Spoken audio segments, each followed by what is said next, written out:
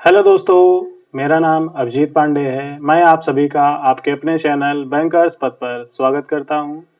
आज के इस वीडियो में आप लोगों का एक डाउट है कि इंटरव्यू के टाइम पे हमें कौन-कौन से डॉक्यूमेंट्स ले जाने हैं, कितनी ज़ेरॉक्स ले जानी है, तो वो सारे डाउट आपके क्लियर होंगे। मैंने last year IBPS PO, RRB PO, Karnataka bank PO तीन इंटरव्यू दे रखे हैं। तीनों इंटरव्यू का एक्सपीरियंस मेरे पास है, तो मैं आप लोगों को बताऊंगा कौन कौन से डॉक्यूमेंट्स आपको चाहिए होते हैं। तो चलिए वीडियो को स्टार्ट करते हैं।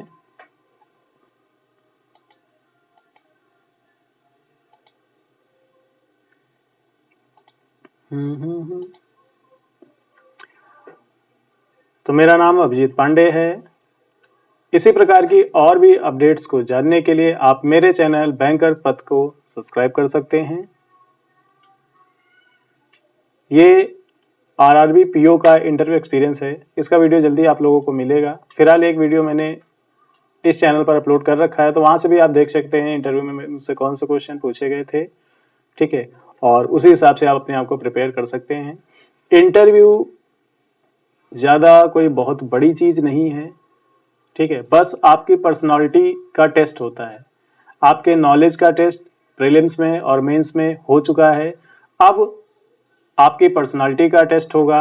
ठीक है, और आपको चेक किया जाएगा कि आप एक बैंकर ऑफिसर बनने लायक हैं या नहीं। ठीक है, और वो सब आपके ऊपर ही डिपेंड करता है। आपको अपने आप को अच्छा वहां पर रिप्रेजेंट करना है। ठीक है, कोई भी क्वेश्चन पूछा जाए उसका क्लियर कट जवाब देना है। कुछ भी गोलमोल जवाब नहीं देने। अगर आपको क्वेश्चन का आंसर नहीं पता है, आप सॉरी बोलकर आगे बढ़ सकते हैं। ठीक है, अगर आप गलत जवाब देते हैं तो उसका निगेटिव इफेक्ट पड़ता है। तो फिलहाल देखते हैं कौन कौन से डॉक्यूमेंट्स हमें रिक्वायर्ड होते हैं।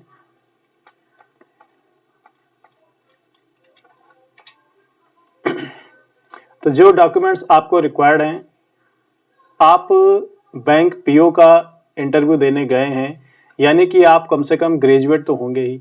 अगर आप ग्रेजुएट हैं तो आपके पास 10th की मार्कशीट और उसका सर्टिफिकेट होगा, 12th की मार्कशीट और उसका सर्टिफिकेट होगा, ग्रेजुएशन की आपके पास मार्कशीट होगी, और इंटरव्यू टाइम पे आपसे ग्रेजुएशन की डिग्री या फिर प्रोविजनल डिग्री की डिमांड आपसे की जाती है।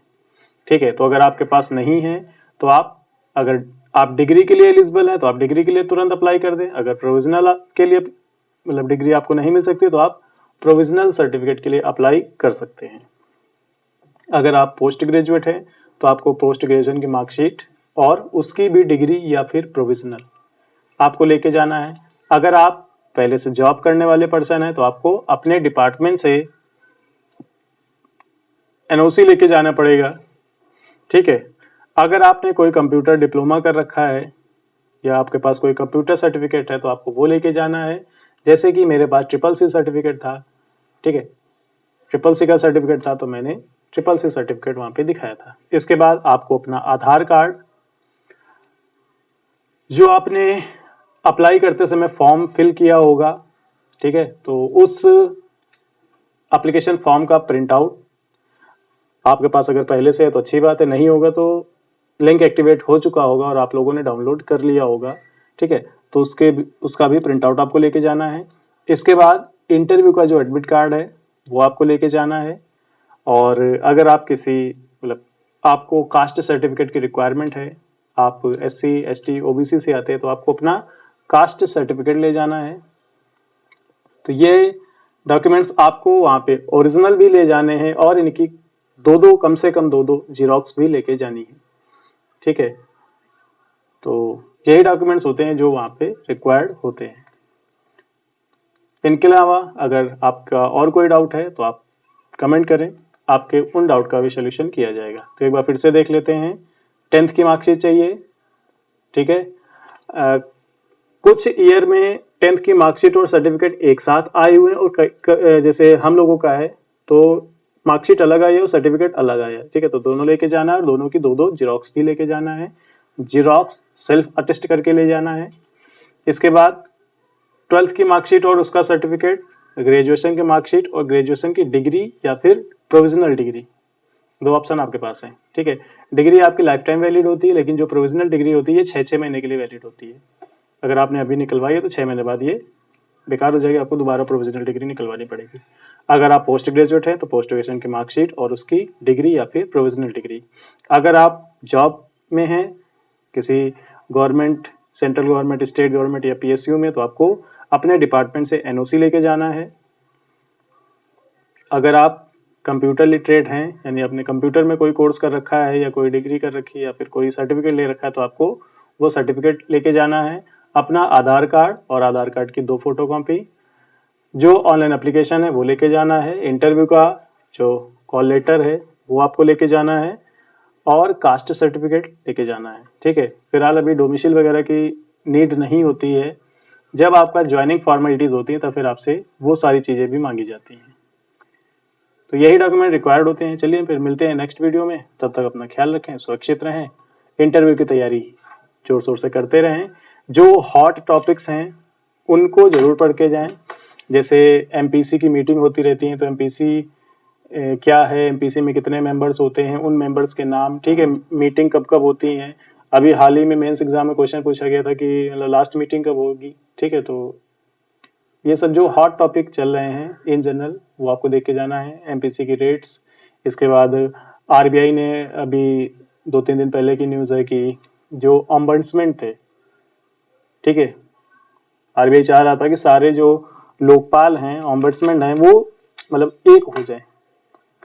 एनबीएफसी के लिए अलग ऑम्बड्समैन था, बैंकिंग के लिए अलग था, तो अब वो सारी चीजें खत्म हो गई हैं, गवर्नमेंट ने खत्म कर दी। अब केवल एक ऑम्बड्समैन होगा, वही सारे ये इश्यूज रिजॉल्व करेगा, ठीक है। तो ऑम्बड्समैन क्या है, इसका मतलब कब जरूरत पड़ी, कब इस्टेब्लिश हुए, ठीक है, ऑफिस कहाँ कहाँ है, तो ये सारी चीजें आपको देख के जानी है। तो हॉट टॉपिक्स पे आप ध्यान रखें और इंटरव्यू से बिल्कुल डरना नहीं है। आपको आता है तो आपको जवाब देना है, नहीं आता है तो सॉरी सर, मुझे इसके बारे में कोई जानकारी नहीं, ठीक है। और इंटरव्यू में लैंग्वेज का कोई बाउंडेशन नहीं है। पूरा इंटरव्यू आपके हाथ में होता है, आप उसको जिस डायरेक्शन में ले जाना चाहते हैं उस डायरेक्शन में इंटरव्यू चलेगा, ठीक है। इंटरव्यूअर ने आपसे आपका नाम पूछा है कि व्हाट इज योर नेम, अगर इंग्लिश में पूछा है तो कोशिश करिए कि आप इंग्लिश बोले, लेकिन अगर आप इंग्लिश नहीं बोलते, हिंदी बोल देते हैं, तो फिर आगे आने वाले क्वेश्चन भी आपके पास हिंदी में ही आएंगे, ठीक है। तो इंटरव्यूअर एक तरह से देखना चाहता है कि आप किस लैंग्वेज में कंफर्टेबल हैं।